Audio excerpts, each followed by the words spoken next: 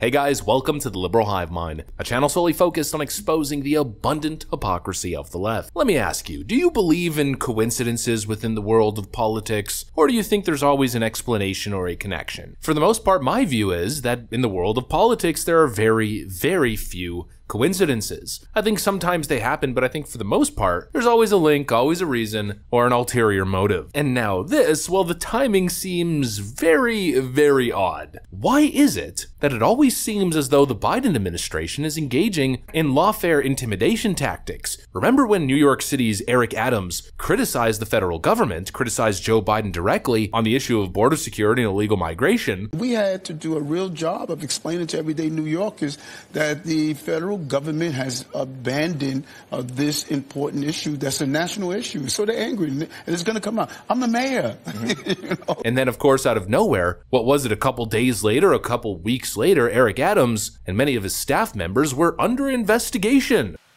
In a growing federal investigation into New York City Mayor Eric Adams, FBI agents are sifting through his text messages, according to the New York Times. Let me ask you, was that a coincidence? Or do you think there was some sort of a connection there? Do you think that investigation was retaliatory? Well, I don't know. I'm not going to say anything definitively, but what I will say is it was certainly odd timing. Well, once again, we have some very, very odd timing, as the Biden administration is now suing a retail chain for racial discrimination a couple days after Joe Biden was frankly humiliated in that exact same retail chain. You guys aren't going to believe this. Let me show you guys exactly what's going on. We got some stuff to get into, so let's roll the tape. All right, folks, so let's first start off with the backstory. Joe Biden recently was in Pennsylvania doing a little campaign stop in the state, and this came one day after Donald Trump's triumphant viral campaign moment in Harlem. Trump looked like an absolute hero, a beloved hero, in the middle of Harlem at the Jose Aldo Bodega. Well, the Biden campaign said, well, if he could do it, we might as well one-up him. We might as well copy. And so Joe Biden took an impromptu stop at a Sheetz gas station, trying to mimic the same energy. But of course, as we know with Piss Pants Joe, he doesn't command a room in the same way. He doesn't have the same sort of charisma and star power. And so, of course, it was a complete disaster.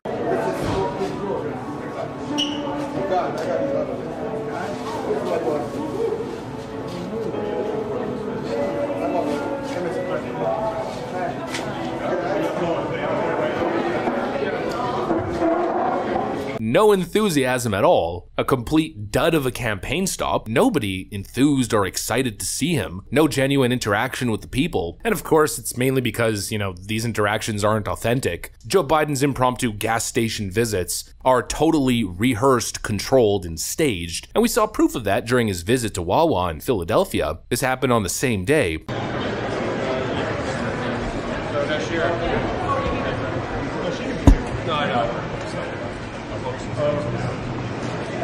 And again, it doesn't matter who. David? No, that's fine.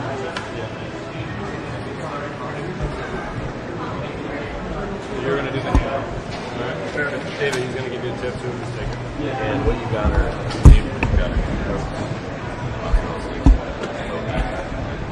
Perfect, all right?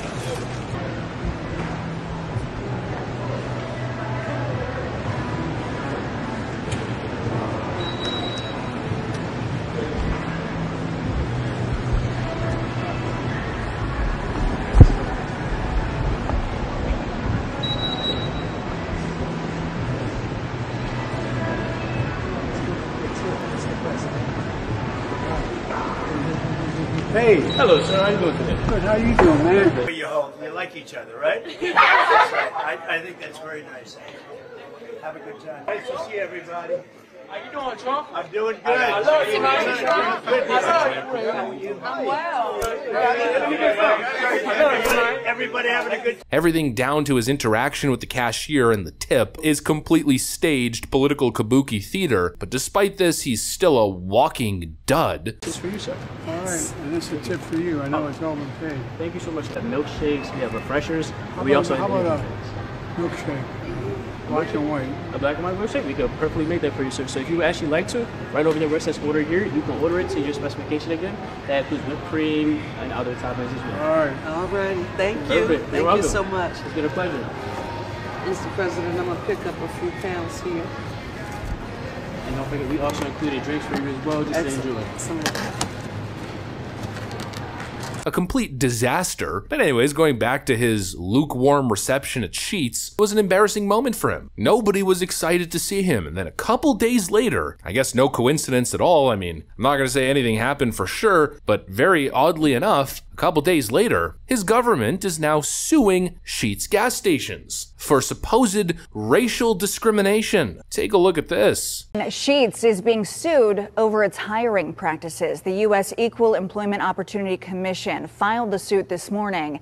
It claims that the way Sheetz bases employment on criminal records disproportionately screens out Black, Native American, and other multiracial applicants, and that this violates federal law.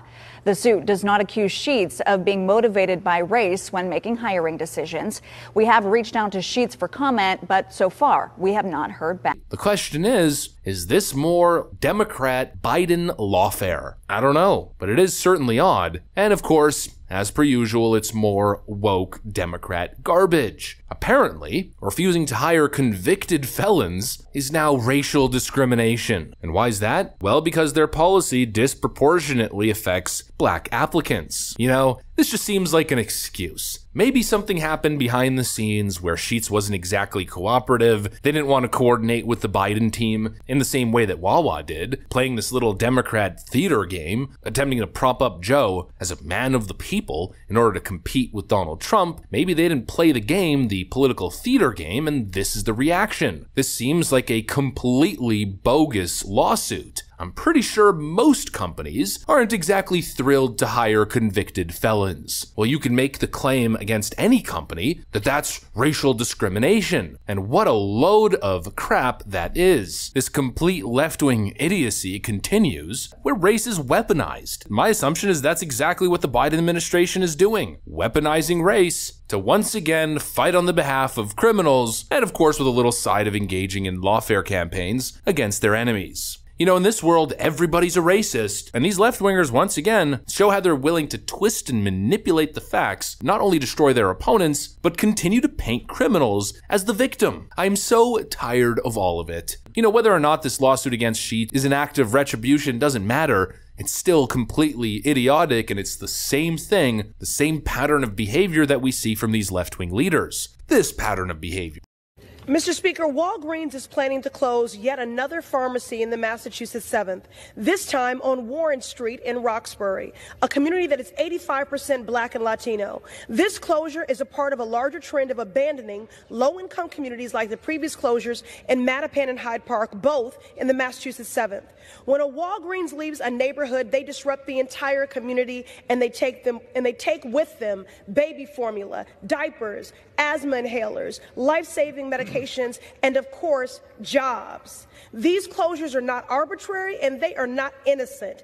They are life-threatening acts of racial and economic discrimination. Yep, in mostly inner-city minority communities, you have stores being ransacked and robbed, putting huge corporate losses up on the board for major companies that are simply trying to provide services in these neighborhoods. They've dealt with it for like the better part of a decade. At one point, it's no longer sustainable, so they close the store or pull out of the district. And again, it's discriminatory business practices. Come on, give me a frickin' break. I am just so tired of this left-wing lunacy. Anyways, that's pretty much what I got for you guys on this one. Hopefully you enjoyed the video. If you did, make sure to leave a like and possibly subscribe. Thanks for watching, and I'll see you on the next one.